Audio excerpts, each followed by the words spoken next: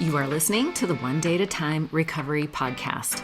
On this podcast, my guests share their stories of alcoholism, addiction, and how they recovered so that you can too. My hope is that you find the inspiration and resources you need to let go of what's holding you back so that you can transform into the person you were always meant to be. Ready? Here we go. Hey friend, thank you for tuning in. My name is Arlena and I'll be your host. I have been sober for 31 years and married to the best husband ever, Bob, for 28 years. He's been sober for 37. We have two amazing adult sons and an English bulldog, Teddy, who you will often hear snoring in the background. Last year, I published an Amazon #1 bestseller called The 12-Step Guide for Skeptics, Clearing Up Common Misconceptions to a Path of Sobriety, which I'm really proud of. I coach men and women who are in transition from sobriety to divorce or career, or who are looking to go deeper and break through the things that keep them stuck. If you're looking to reach your potential or find more fulfillment, set up a call with me at soberlifeschool.com. Today, I am thrilled to be joined by Brett Eaton, who is a motivational speaker, high-performance coach, and the best-selling author of Uncomfortable Either Way, the blueprint for building confidence through discomfort. You might think that he doesn't really fit the typical guest profile, but Brett's expertise on building confidence, behavior change, identity shifts, and building momentum are the foundational building blocks of sobriety. In this episode, we talk about how accepting discomfort leads to change, the importance of micro commitments, why focusing on the wins is actually critical to recovery, the antidote to perfectionism, how to rebuild self-trust after years of betrayal, and so much more. He's so fun to talk to. His energy is contagious, and I can't wait for you to meet him. Before we jump in, just a quick announcement. I am hosting a new meeting through the OpenRecovery App. It's like having an AI sober coach in your pocket, but now it has a huge community feature with some of the most influential thought leaders in the recovery space. You can sign up for free and join the 12-Step Group for Skeptics. It's a safe place to explore challenging topics intended to help you make progress in the steps and make some new sober friends in the process. It's every Wednesday on Zoom at 4 p.m. Pacific or 7 p.m. Eastern. Some of the groups have tons of members and I'm super competitive, so join me and help me win this imaginary race. I can't wait to see you there. So without further delay, please enjoy this episode with Brett. Brett, thank you so much for joining me today. Thank you, Arlena. I'm excited to be here. We had such a fun pre-interview chat. I was like, ooh, we're going to have so much to talk about. And so you're not my typical guest. Usually when I interview somebody, it's like, tell me your addiction story, how you overcame it, and what are the solutions that you used. And so you're just a little bit different, but it's so interesting. I'm going to be looking down because I have so many notes. So your core themes revolve, and correct me if I'm wrong, but revolve around confidence, discipline, momentum, identity shifts, addressing fear, change, and life transitions. Is that fair? That's totally fair. Yes. These are all recovery themes. They so much, which is why when I saw your show pop up, I said, I love this. I think there's so much to dive into here. Yeah. And yes, I agree with you. Our pre-call was so awesome. I was like, it's going to be a good one. I've been excited all day for this. There's a lot. Like my brother from another mother. Yes, exactly. There is so much there. There's a lot of crossover. And my first career was in fitness, and I also believe that there's so much that we can learn from that journey as well. And then with the audience that you have and a lot of the guests that you've had on here when it comes to addiction recovery, there's a lot of identity shifting there. There's a lot of confidence that could either be gained or broken. There's a lot of different success stories, and with the success stories come the stumbles and the challenges and the setbacks. So there's a lot there, and I'm just really kind of fascinated by the humans that we are and the different differences that we all have. And I just love unpacking it. And once I kind of got started down the high performance coaching road and now the professional speaker road, I just love it. I love learning about this when I'm sitting around doing nothing. I can't wait to learn something new or how people tick or a new story. It's just what I love. I know, I love that too. It's like, so I'm a self-proclaimed self-help junkie, so much so that I actually started a second podcast to just focus on people like us who are like total. We love to deconstruct thinking, like limiting beliefs, like what makes people tick. It's really all about behavior change, fulfillment, things like that. And so I did a deep dive on your content and I was like pumped because like motivation is a thing, like it's something that we can cultivate. And so we're going to get into all that, but we're going to talk about your new book called Uncomfortable Either Way, the Blueprint for Building Confidence Through Discomfort. And what I thought was so interesting about that is this idea of we have to choose our hard, like drinking an addiction in an addictive way is hard and recovery is hard. So you got to choose your hard. Being fat is hard, being fit is hard. Choose your hard. Yes, absolutely right. And that's really where the title of the book came from. And funny enough, when I was coming up, when I decided, hey, I want to write a book, and I had this Google document full of hundreds of pages that I was like, okay, there are chapters in there, there are ideas in there over the course of 8 years. And I had to pick out, okay, what am I still waving the flag for? What is no longer relevant? What do I really passionate about? All of the biggest transformational moments of my life. And when I say that word, I think a lot of people think of like all of the good stuff. Transformation also can come from a lot of negative things as well, whether it's a setback, a challenge, a loss of somebody, a rock bottom, whatever it may be. I always felt like what got me to go in the direction of change or choose growth or choose progress was this inner conversation that I have with myself. And it was always that moment that I stopped convincing myself that, but changing my friend group is going to be hard, or changing my habits is going to be hard, or this is part of my identity. Starting to shed that or release that is going to be hard. I just kind of had that conversation with myself of, yeah, Brett, it is going to be hard.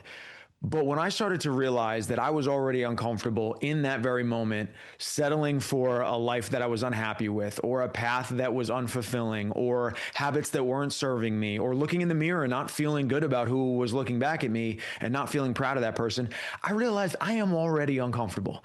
And when I finally had that conversation with myself, this uncomfortable either way mantra kind of popped in of, okay, it's not that I can avoid this uncomfort. It's where am I going to choose it? And if I choose the one that comes with growth, if I choose the one that comes with progress and more confidence and an opportunity for different, okay, now I understand that I have an option here and I can't avoid it. So let's just choose the one that comes with hopefully a lot less regret in my life. Yeah, I mean, that whole mindset is just so utterly practical that it has a tendency to sort of break through some of the stories that we tell ourselves, some of the illusions that it's like hypnosis. It's like we're like in this mass delusion, and we think that we can't, like you said, change our friend group or change our identity. But the interesting thing about addiction, and I'll just speak for myself, is I reached a point where I could not continue, Mm. right? The emotional pain was too much for me. And it was like this marathon of misery. That it was like this endurance in misery that I finally reached my breaking point. I was like, I can't do this anymore. And so it forced me to change the things I was afraid to change. In the book, I talk about the 3 levels of frustration. And I love kind of breaking this down for people because it's really helpful for anybody who may be listening that's like, where am I on this scale? The first level of frustration is you're not really frustrated with anything, right? It's like, hey, it's not that big of a deal. Maybe there's a problem in your life, but it's like you really think about it. It's not there. It's like, okay, you don't need to change that. Maybe you just release the fact that, hey, it's not important. Level 2 is where a lot of people live. And that's where we're frustrated enough to complain about it or frustrated enough to think about it all the time, but not frustrated enough or emotional enough to make a change, to do anything about it. And unfortunately, that's where a lot of people end up staying. They stay in that level 2 and they end up living there. And it's just unfortunate for them that they never go forward or backwards. Level 3 is I am so frustrated and uncomfortable that I need to change this thing and I need to change it as quickly as possible. And as a coach, a lot of times, sometimes people will come to me with a challenge or with a problem or with something, especially like in fitness. When I was back in the fitness industry, people would come and they'd be like, here's my fitness problem. I want to fix this. And I would find that what is the difference between the people that make the changes and the people who talk about making the changes but never do? It's what level of frustration are they at? And I found that it was actually valuable to me as either their trainer or their coach or maybe the person speaking is I want you to either just go back to level 1 or get to level 3. And it may seem counterintuitive. Brett, you're a coach. Why would you want to coach somebody to get more frustrated, more emotional, more uncomfortable? Because that's where the change happens. Exactly. It only will happen when we get emotional. And I actually think emotions are a great place and a great foundation to build change. Because when you are frustrated, mad enough, sad enough, pissed off, like whatever you may be, if you are just so frustrated, that is usually the catalyst for change. So I don't like people living in level 2. I would either say like, hey, if this is not something we're willing to go down the road, just release it into the world. Say that's fine. That's not my project to change or my responsibility.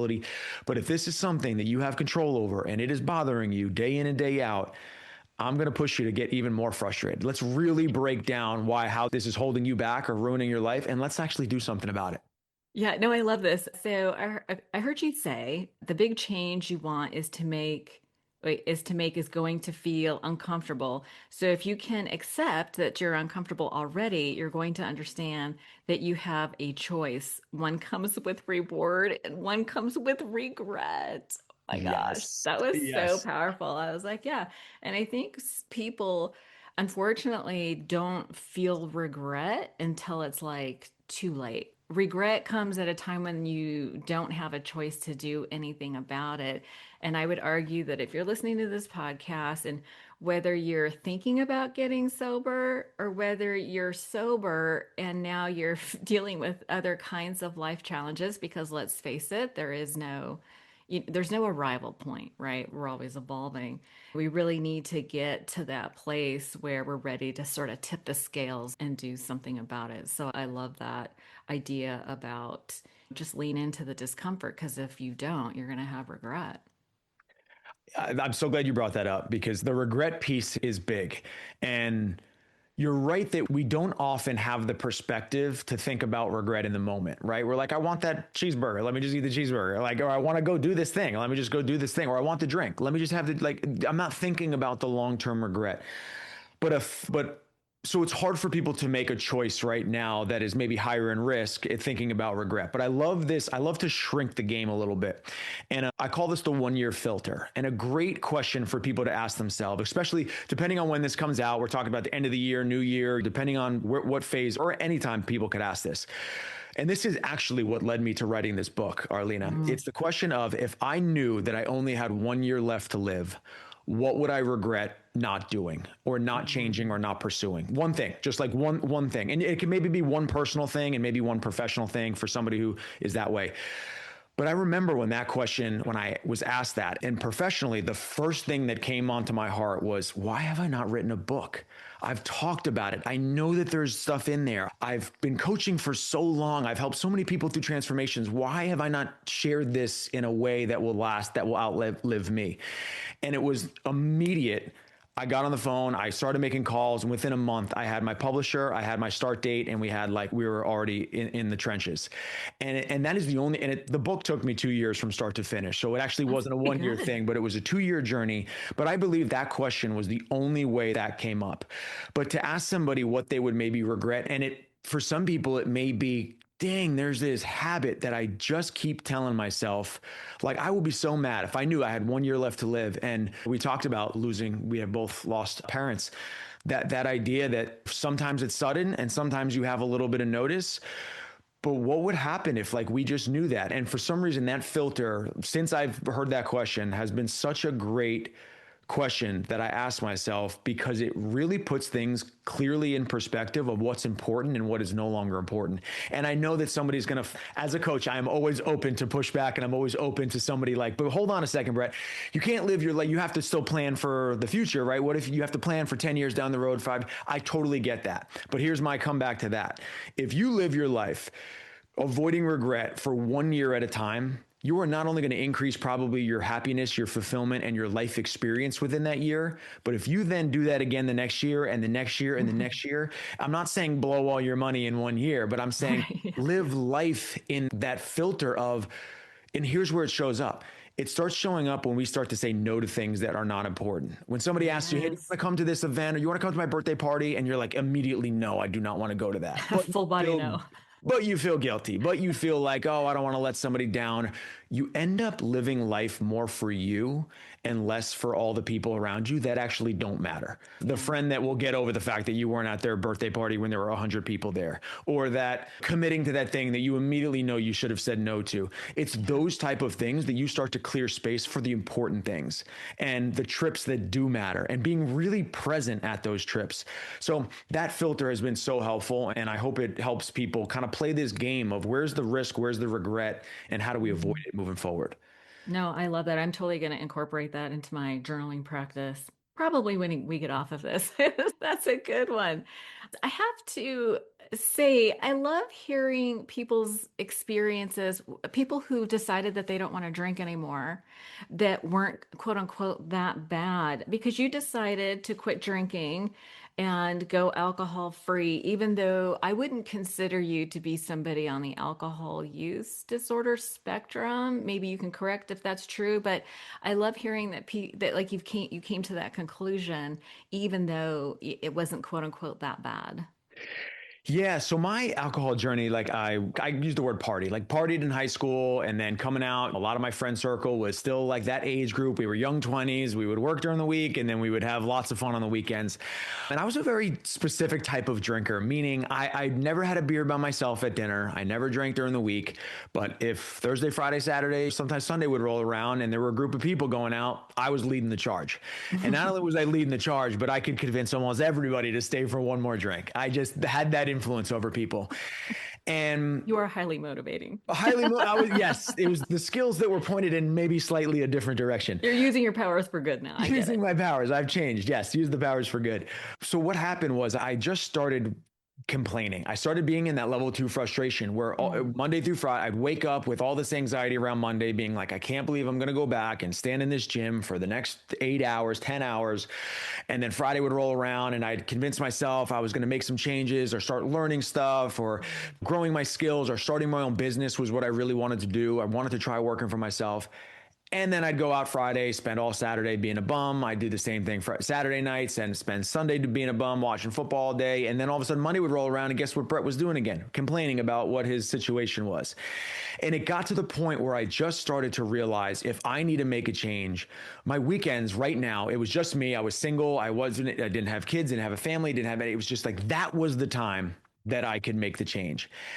And I just realized that the drinking was not only something that I was doing excess, meaning I was probably drinking a lot more than I should have, but it was killing the time that I had that I could really make a change in my life.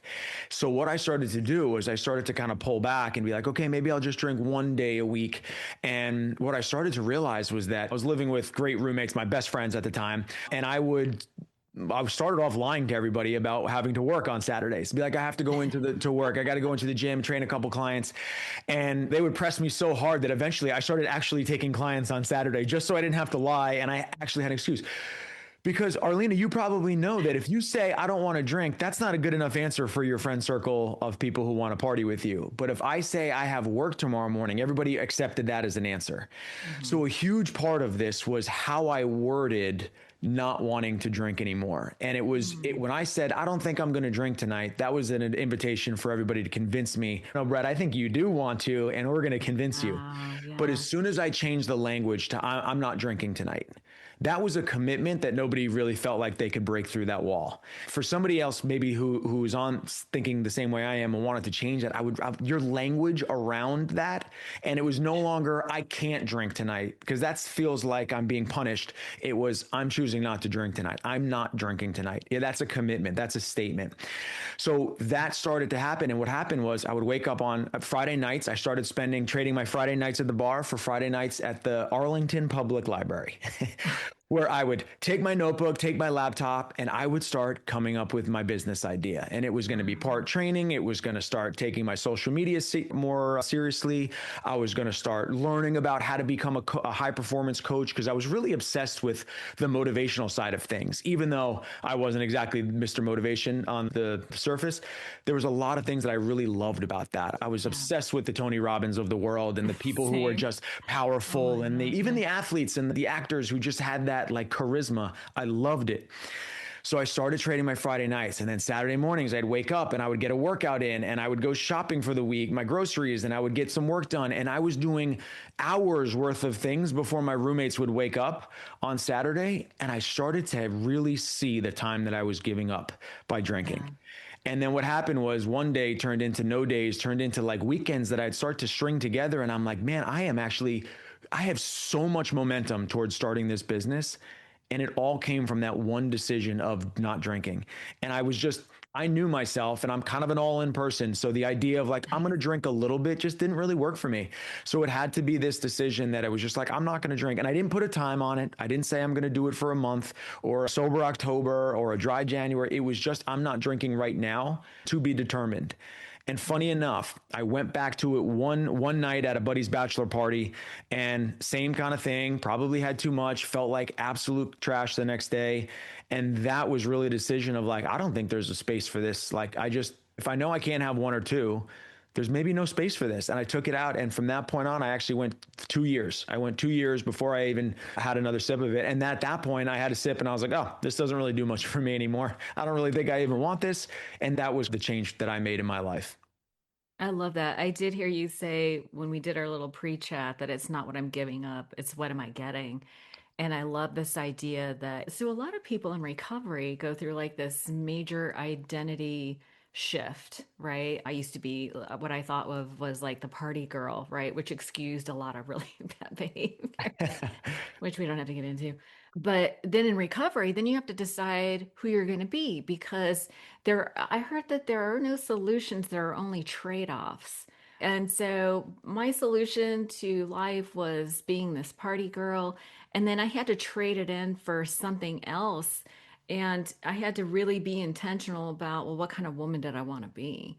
And a lot of that was around, I wanted to be somebody that was confident, had integrity. And these were ideals that I surrounded myself with other sober people and began to adopt their ideals of integrity and service and self-examination, all that stuff. So that was my identity sort of emerged over time. And so, but there's this thing about like low self-esteem and not feeling worthy and deserving of receiving sort of like this new identity. But I feel like when you talk about building confidence and building momentum, people in recovery often struggle with the follow through. Like we know what to do, but we don't follow through. How would you help somebody build momentum when their confidence is at like rock bottom? That's a great question. The biggest killer of our confidence is overcommitting and then under delivering. And what I feel like is the best place to build confidence is shrinking the amount of things that we commit to. And it may seem counterintuitive to like, well, why am I not committing? Because I would what's the agree, actually. most important is the follow through. And that is a skill that we have to learn. So, and actually from another one of our great books that I recommend everybody read and was probably one of a big influence on my book is a book called Atomic Habits by Oh James. my God. And one of my, Get out of here. people who love it. And I Love it. tried to write my book in the same style of, if somebody read it in January, could they pick it up again in the summer and it still be newly applicable to their new life in the new Yeah. season? And that's what I've tried to do. So I've gotten some great feedback. So that's good. So it's like, so what you're presenting are sort of overarching principles that sort of Yes. act as the rudder for your life, the guidance, overarching. Yeah. Absolutely. Every Okay. chapter ends with two action items. One that you can do within 30 seconds, meaning you can do it before you even turn the page. Because how many times have we seen something that's like, oh, I'll do that. And then you're on to the next page and you just never take the action. Got to take the Big, action. as much as I love being a motivational speaker, I wish there was a thing called a momentum speaker because I truly believe that the difference is, can I help the people that I'm speaking to build momentum? And can you take action? So the second action item is something you can do within 24 hours. So by the end of the book, you've now taken 40 plus small steps of action, which is why you can flip this book open to any chapter and that chapter can apply to wherever you are in this life.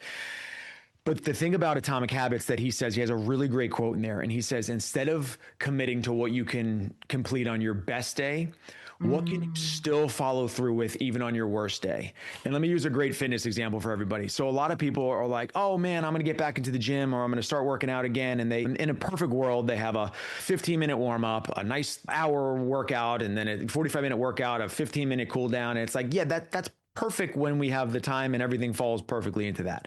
But what happens when we only have 20 minutes? And a lot of people live their life in this with two options. It's either A, I do it, or B, I don't. And what I really feel like is the key to not just progress, but the key to momentum is what about C, B, D, E, F, G, A? What about all those ones where it's like, hey, I didn't get the hour workout in, but you know what I didn't get today was a 0 because I walked around my block 3 times and I did 50 push-ups. Great. That's not a 0. And in the book, one of my favorite lines that I write about is called No Zero Day. And if Mm. people just understood that a no zero day will impact you way more than a 0 day will be detrimental. Like people Right. think a perfect day will really move the needle. It will, but perfect day 0, 0, perfect day 0, 0, perfect day isn't going to be as good as 70%, 50%, Right. 25%, 50%, 100%, 70%. Not having that 0 is really what starts to kill people's confidence, is that I committed to the thing and I didn't do it even at all. And there's a funny line from college that helped me get through and get my degree, but C's get degrees, Arlena. I don't know if you know that, but people like me really That's what I'm lean telling on my that. son. He's taking organic chemistry. We're like, Oh, that's I brutal. think that's where this line came from me was chemistry. Yeah. But when you realize that you can still do a lot of good and create a lot of momentum in your life without being perfect, it really opens up the window to building momentum. And that is where confidence comes from, is committing to something small, completing that something small. And over time, then you start to increase your standard a little bit. But that's usually the first thing I do. If I love doing like goal setting workshops with people, and my specialty is like really pushing back on somebody's goal, because the goal sounds really good when we're on a call and it sounds good before we have to start. And it sounds good when we're brainstorming the business idea, or I'm working with a company and they're talking about what they're going to accomplish in quarter 1. And I don't want to be the bearer of bad news, but I like to come in and kind of be like, okay, but what about this? Okay, but tell me about this. Okay, but let me challenge you and push back on this. And the reason I do that up front is because what I don't want to do is be like, that's perfect, everything's going to work out perfectly. But I like to say, well, what happens if this challenge happens? Well, what Mm. happens if this disaster happens? Well, what happens if this? And we get it down to something that, man, even if, the S hits the fan and everything is bad and it's messy and it's ugly and it's like, can we still commit to that thing? Because that's going to move the needle for us. Yeah, no, I really love that. And I feel like when people get sober, it's easy to hit that frustration level that you were talking about. And people go, I'm going to start getting in shape. I'm going to quit drinking or doing drugs or whatever. And but pretty soon there's like this, they hit that frustration and they want to change everything, which is Yeah. kind of funny because in the parlance of 12 step and things like that, sometimes you do hear people say, all you have to change is everything, which is true. But you talk a lot about micro commitments, and I like the idea. I'm like, we got to break it down into manageable bite-sized pieces. And what I was hearing and what you were just saying were ideas around, I just lost my train of thought, not just micro commitments. Oh, shoot, I had a really good point. Like trades, I'm a big believer in trades. And what I mean, to pick up what you were saying, is to highlight a story I just previously said. Where I think it would have been really hard is if I would have said, I'm not going to go out with my Friday night friends and I'm going to sit home and now I'm just going to twiddle my thumbs and be like, all I'm thinking about is what I don't Yeah. get to do anymore. But Yeah. what I found was for me, and I think this could be helpful for other people, is I like to fill the gap in, meaning I'm not going out on a Friday night, but I immediately traded that with something else I was now looking for. I'm going to go to the library. I'm going to pull out, I'm going to work on my business. I'm going to get all hyped up and I'm going to get like really excited about like the potential of what the future is going to look like. It's the same as somebody, to use another fitness example, it's the same as somebody who's like, Brett, I eat dessert every night and I want to stop eating dessert. What I don't have them, and this was back to like so many good fitness analogies, but what I didn't have them do was say, don't eat dessert tonight. Because now what's going to happen? You're going to be staring at the fridge being like, there's something in there that I want. But what I The would say forbidden is, fruit. Yeah. yeah, the forbidden fruit. So I would say, what do you normally have? And they'd be like, well, I like ice cream. I'm like, good. Get the same bowl that you eat the ice cream in, get the same spoon, but instead cut up an apple and put some peanut butter on it. And now you get dessert, and we've traded one negative habit for a habit that's a little bit healthier. But what we've done is we've filled that gap with something more productive. So for somebody which is why things like AA are so impactful, because guess what? It's a group of people getting together to hang out. It is filling that gap of where that time may be spent. And I know a lot of AA meetings are sometimes at night or when people would turn to these things. 24/7. 24/7. Yeah, there's Absolutely. 24/7.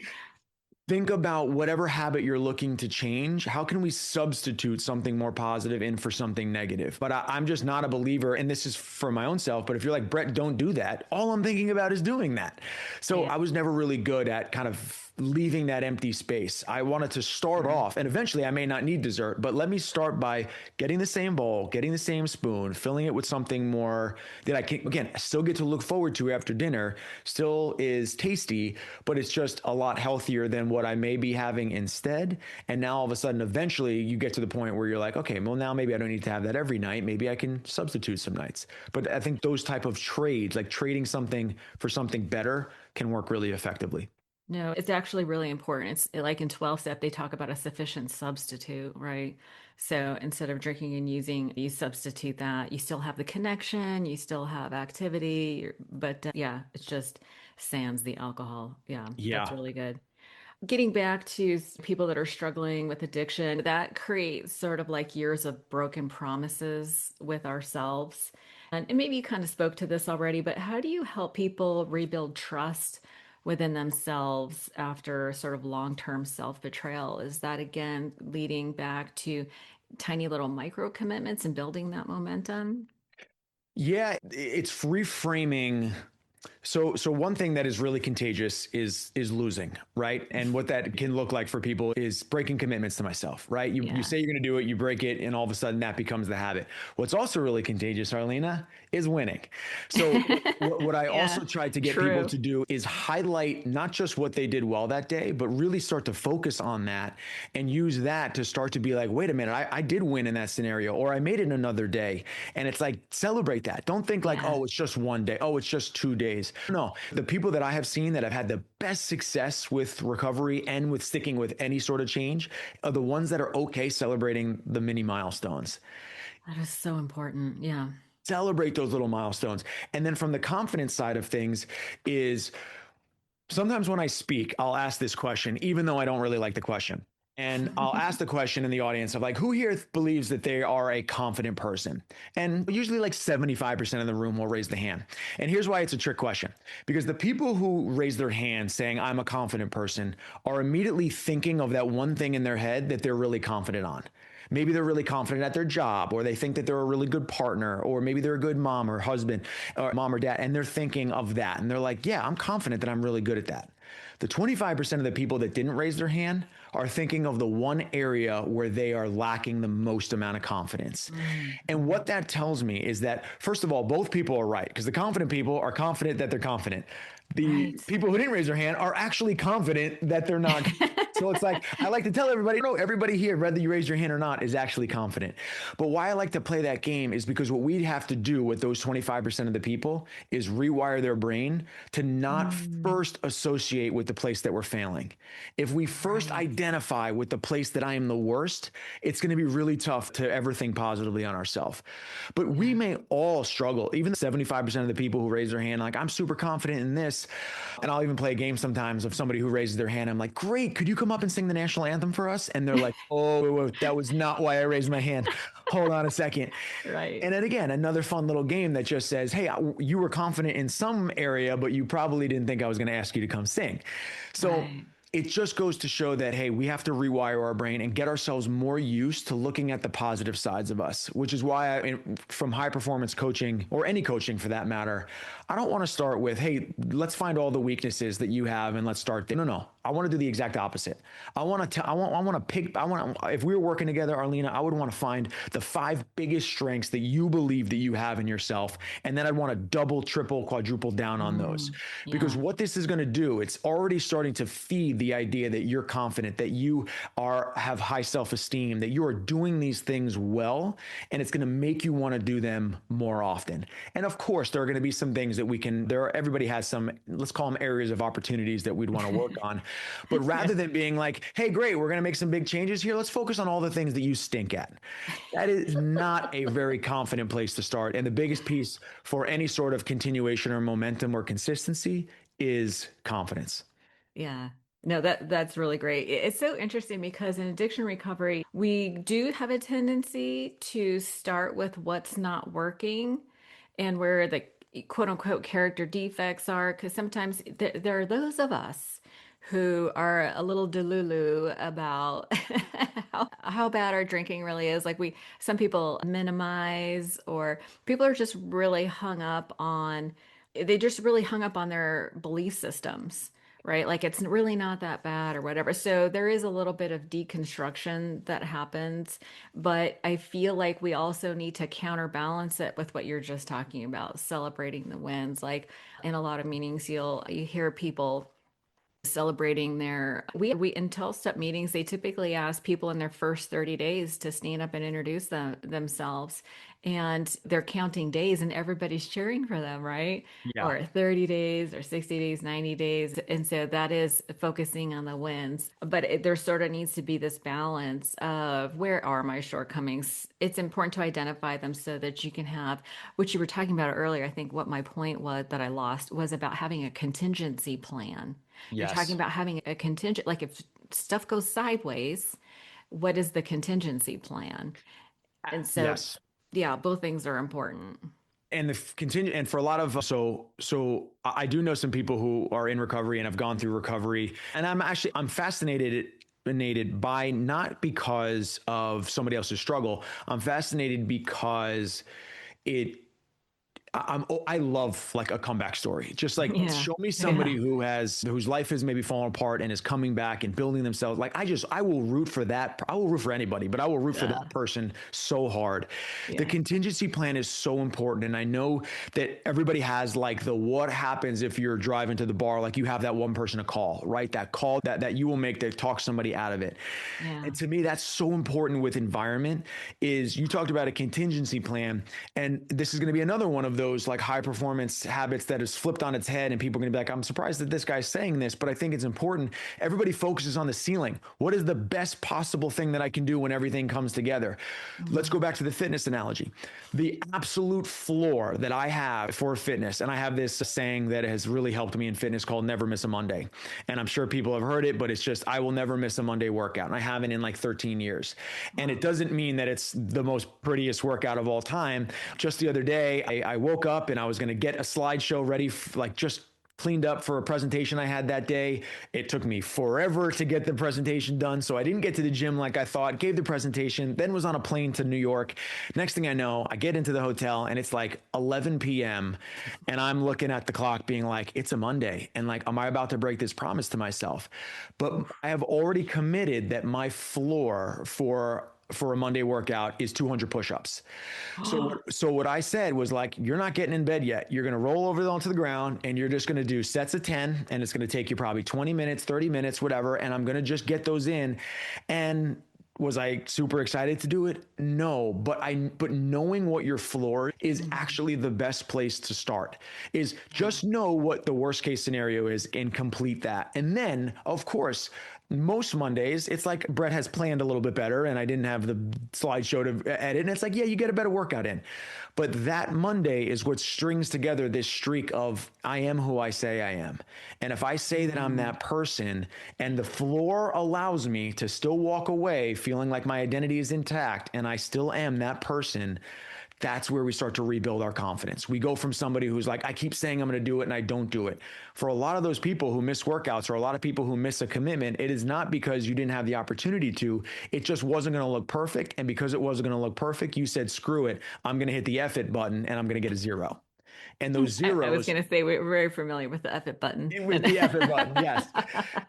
So Yeah. that's where we can start to stack consistency. And without consistency and momentum, confidence is going to always feel like it's fleeting. But if we can focus on constant consistency and momentum, and that comes over the course of a year, you might hit your floor commitment way more than you hit the picture perfect ceiling.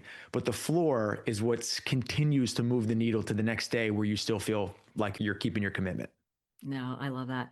And this kind of leads into this idea about reinventing yourself. So, addiction recovery is a lot about identity shifting, right? Like I was saying earlier, I used to be the party girl and then I shifted into sober girl, right? And you talked about Brett 2.0, 3.0. How does somebody intentionally create a new identity that supports sobriety? That is such a great question. And this could be a really powerful tool for somebody to not necessarily feel like losing that identity is the end of them, but It's not a loss. it's Yeah. not a loss. It actually creates the space to kind of step into this new identity. And I'm a little bit of a superhero nerd. Some superheroes, like I watch all the movies. But my favorite part is like I could probably watch the first 30 minutes and then be like, I'm good, because I want to hear their origin story. I want to know how did you get the superpower? How did you learn to like use it for good? And then you're gonna go fight the bad guys. That's okay. I've seen that before. But I Yeah. want to know the origin story. Yeah. So when I realized that I needed to like cut the alcohol out of my life, there was a huge identity loss of, but everybody loves going out with Brett. Like Brett, I was the party guy. And if Brett walked into the room and we were going out together, everybody was like, yes, it's going to be way more fun because Brett's there. That was the influence that I had on the people. And I was really nervous about what life was going to look like without that. And this story is just so I didn't know that it was my origin story, but I remember being in a workout because I had a workout group on like Saturday or Sunday mornings. And here I am, I'm hungover and showing up to this workout group because I want to keep my commitment there, but I'm like pouring tequila down my chin and sweat and the workout's over and I'm kind of staring in this puddle of sweat, feeling terrible. And I just had this thought come over me. And the thought was, if I am so good at motivating people to have a good night, what would happen if I started motivating or inspiring people to have a better life? And it was all of a sudden, it wasn't this thing that I was losing. It just was an opportunity that I could impact people in a different way. It doesn't have to be to stay for one more drink. What if it was, hey, hang on for one more day? What if instead of it was, we're going to have the best night ever? What if it was like, hey, let's start making our decisions now so we can have the best life ever? And all of a sudden, things just opened up for me. And I started viewing things not kind of in a vacuum, but more of, I still have this skill set. I still have this ability. And I just have like, I don't know whether it's a contagious energy. Yes. And I was like, that still can be there. Like it doesn't like, don't lose that because you're no longer drinking, but how can I point that in a direction where it not only serves me more, but I can have a bigger impact on the people who are looking for that type of thing. So all of a sudden, that's where I was coaching fitness at the time. And I started this, I started actually this never miss it. Like I coached on Monday night and I started this never miss a Monday like theme, and people would fight like crazy to get into my class on Monday. Because it was just this thing that people were like, well, I'm part of the Never Miss a Monday crew. I can't miss that class. I got to get in. And we'd have wait lists on wait lists. And all the other coaches were like, Brett, what are you doing? Because I can't fill my class and you're doing. And I said, I just created this community within the community, this community that everybody identified with. I'm the person who now never misses a Monday. And all of a sudden I started to be like, that's it. That's my influence. I am starting to have this influence over people in a positive way. And guess what? It is way healthier for me. And I'm feeling so much like more impact with myself, and I'm being able to have I'm feeling better about it all. So that identity shift and being able to change your identity, if you can realize that changing your identity can still lead to happiness, can still lead to fulfillment. And over the course of a life, I actually think if you're changing your identity, I'm not saying you have to completely reinvent yourself, but to me, that's a sign that you're evolving, that you're growing, you're living multiple chapters of life as opposed to kind of reliving the same chapter over and over and over. Exactly. Yeah. You're really talking about purpose and fulfillment. And I would argue that's what everybody is looking for. A lot of people, they get sober and then they start realizing what they actually like and don't like, and they get a lot of clarity. Their identity starts to emerge. And a lot of people are like, okay, well, what's next? Like sobriety is the foundation, but they're seeking purpose and fulfillment. And I know a lot of people find that in doing service work in recovery communities. And I think it's really beautiful. I love that. But I've also heard you talk about to get to that purpose and fulfillment. I've heard you say you try to find out what holds people back from that, from reaching their potential. So, do you have a process or a method that you use to find out what it is that's holding people back?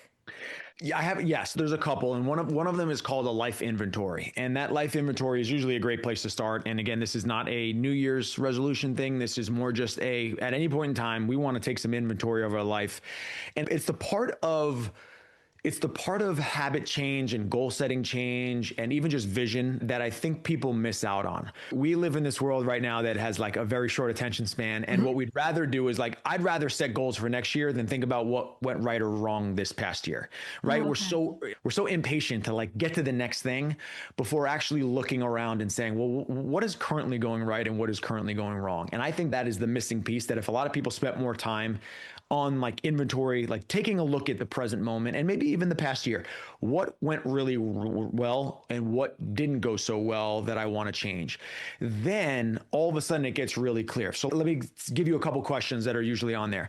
So one of them from a personal standpoint is like, hey, what was the biggest goal that I had last year that I didn't accomplish? And why did I not accomplish it? And kind of try to be brutally honest here, not from like, oh, I ran out of time or this got in the way, but like, were we scared to accomplish it? Did we get distracted? Did we fill our time with something else? Did we not follow through?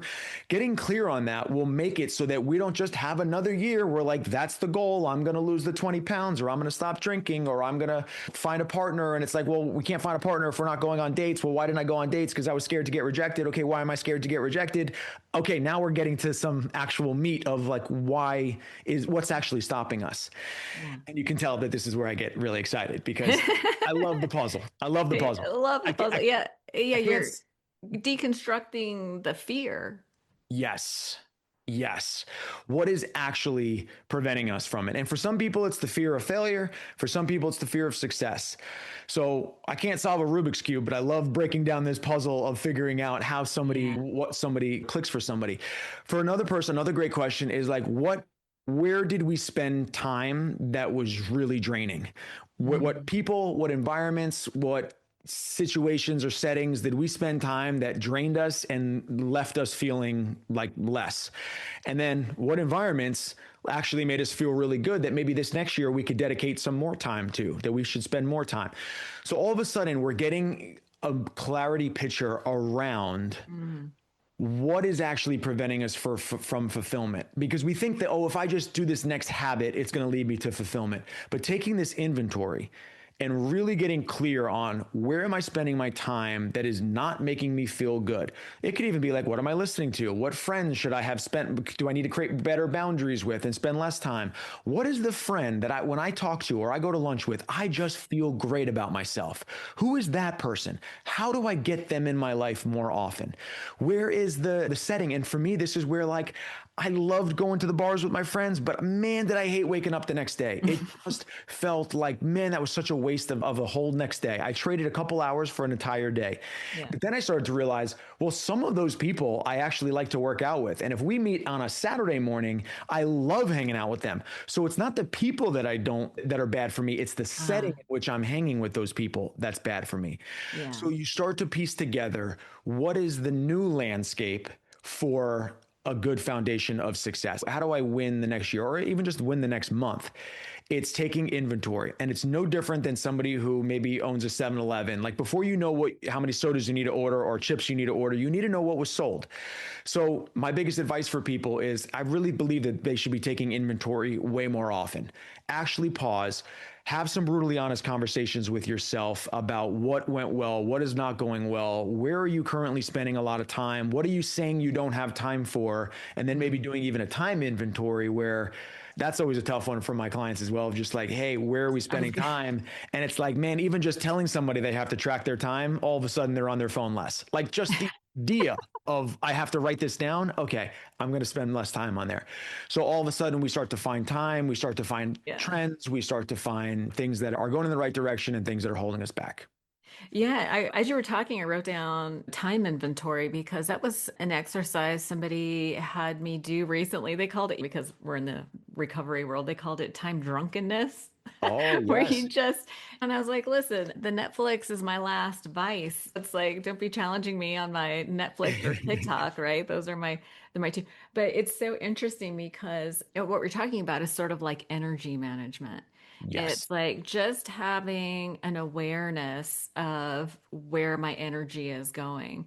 And there are actually PDFs that you can download that have all the times on there.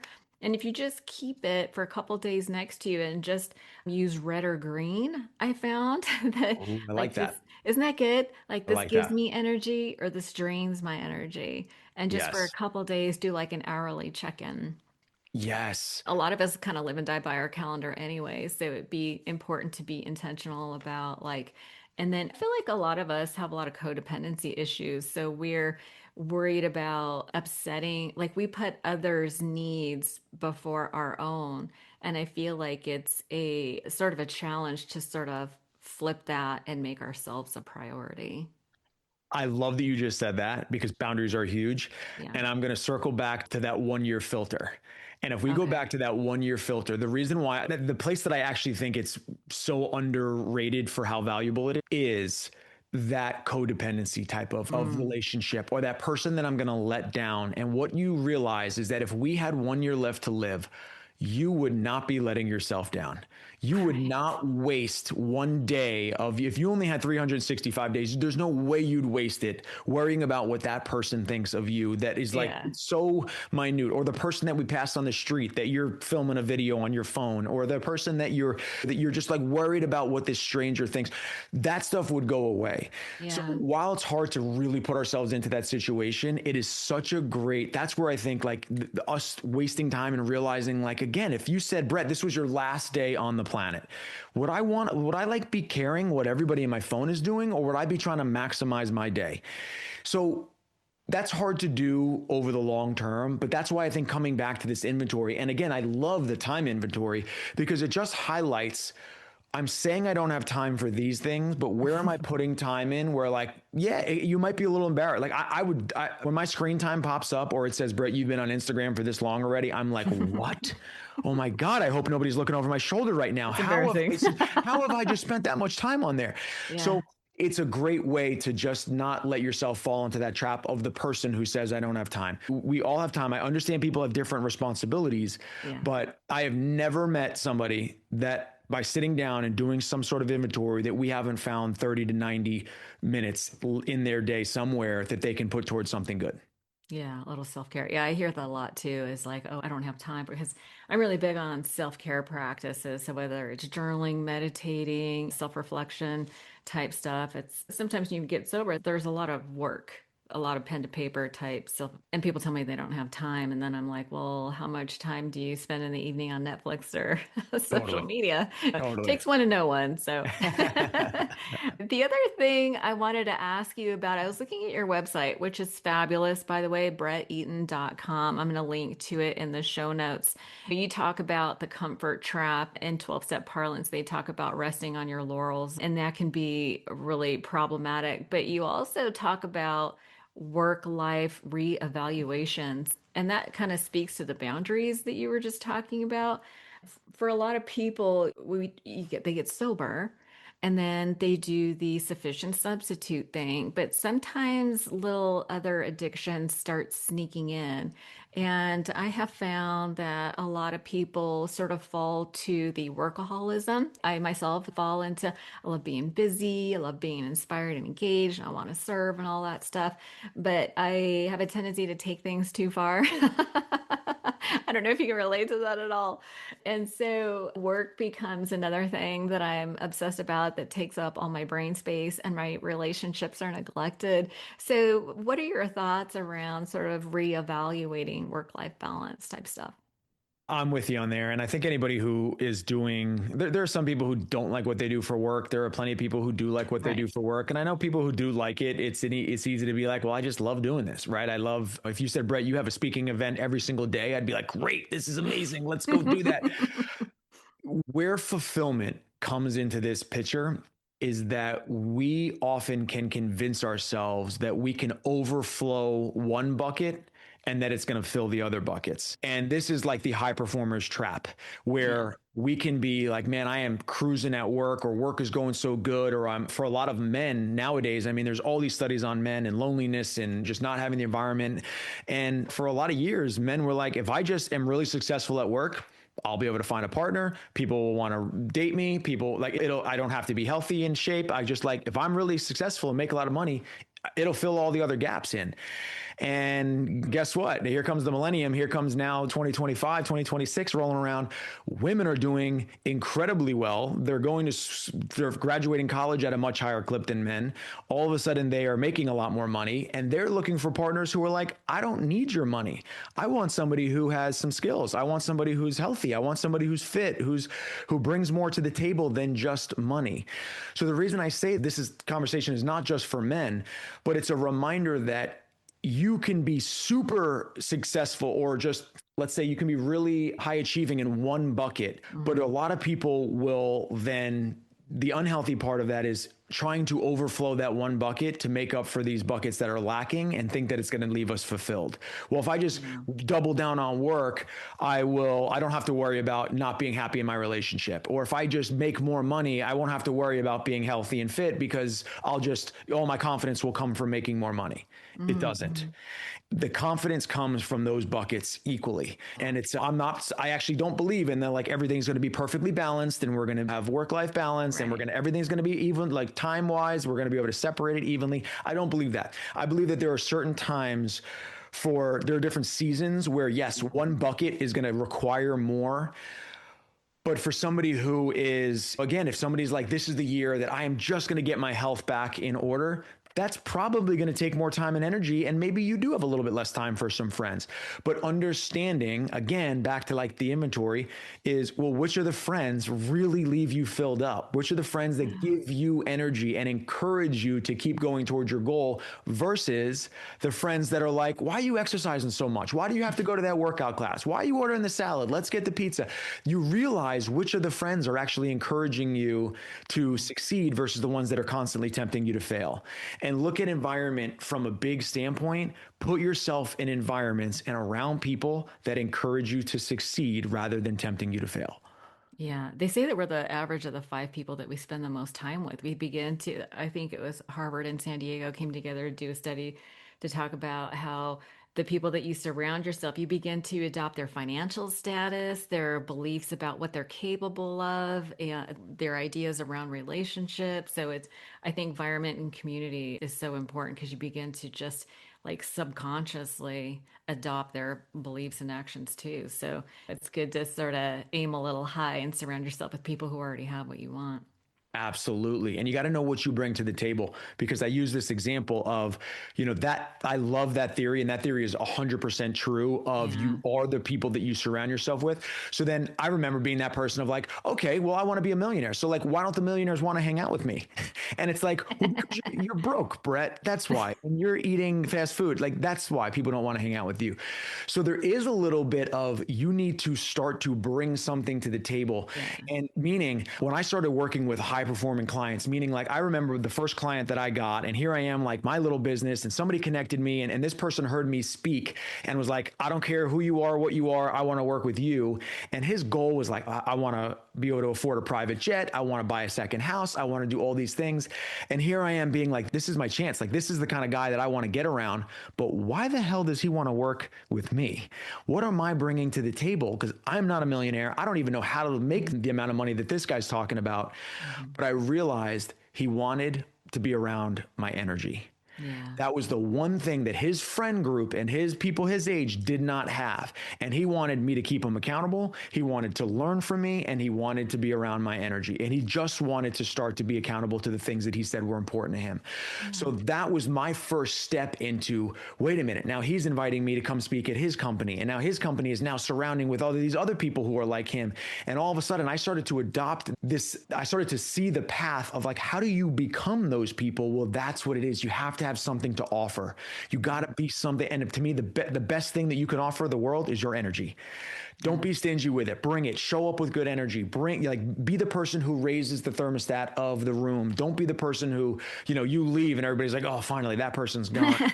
That's how you start to get really like opportunities will show up for you, and you start to you start to get around people who have more money, and you start talking and thinking like them, and you start to ask questions. And the other piece of that is I understand the fake it till you make it and where that comes from. And this is going to be a part about confidence. But the problem with fake it till you make it is that it's kind of highlighting the fact that we're being inauthentic, right? And authenticity, and they've run studies on the most powerful frequency that a human being could give off is not love. It's 4 times stronger than love. It's authenticity. So where you start to actually break in is not by acting like you know all of the money things or you know all of the answers. It's where I started to raise my hand and be like, hey, you guys are talking about like the IRA and the SEP and the stock market. Can you like explain that to me? And they were like, oh, wow, this guy is actually, he's like, yeah, sure, I'll explain it to you.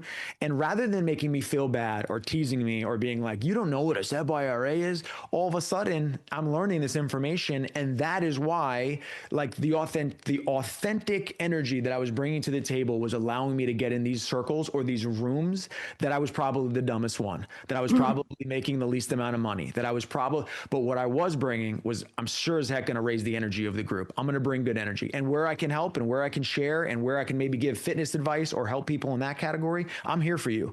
But I also want to learn. I want to learn about money. I want to learn more about this. I want to learn how to invest. How are you guys all like, how did you start making this money? How do you invest it? How does it compound? I started to learn all of that just by getting myself into the right opportunities. Yeah, no, that's beautiful. I really love that idea of when you're in full alignment with your values, you are authentic and you're not afraid to be vulnerable and reveal what it is that you don't know. That's super exciting.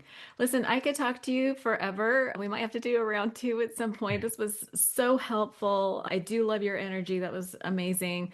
If people are interested in working with you, listen, I'm going to leave a link so that people can get your book. When is it out already, or is it It's on? out. It is out. Yeah. Yep. Came out in September. Okay. We had a bestsellers list, and it's doing so great, and I'm so proud of it. So yes, Uncomfortable Either Way is the book. You can get it on Amazon. It's available at Barnes & Noble. It's available everywhere.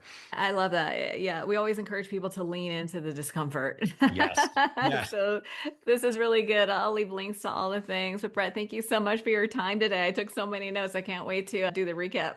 Thank you so much. I really appreciate you. This was such a fun conversation. And if anybody out there is looking to have a speaker come in, I do workshops, I do all kinds of things. So please keep me in mind. And I would love to do a part 2. That'd be super fun.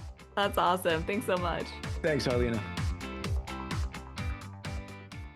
One more thing before you go, I just want to take a minute to say thank you for listening all the way to the end. And thank you for sharing this episode with the people in your life that you care about. Thank you for leaving a review on Apple because you're the type of person who supports people that support you. Thank you for doing that for me and for all our guests. Have a beautiful day, and I'll be here to welcome you on the next episode.